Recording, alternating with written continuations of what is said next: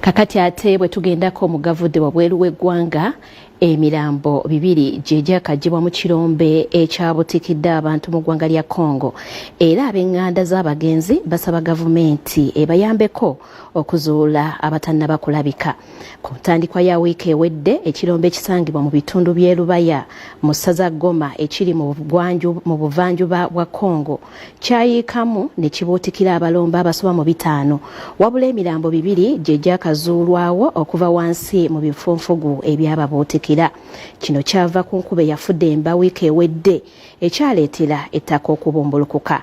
Kakati ekirombe kino abayekera ba M23 bakiwamba ne bakyezza okuva mu mikono gya gavumenti eriko era abalombe bano babadde bakolera ku biragiro byabwe awatali kubaweeza.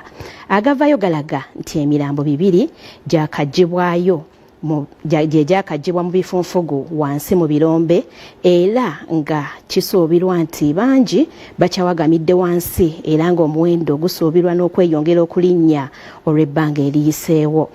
Kakati abatuuze bali mu kusobera olw'ensonga nti tebasobola na kufuna buyambi kuva mu gavumenti olw'abayeekera abasalako ekitundu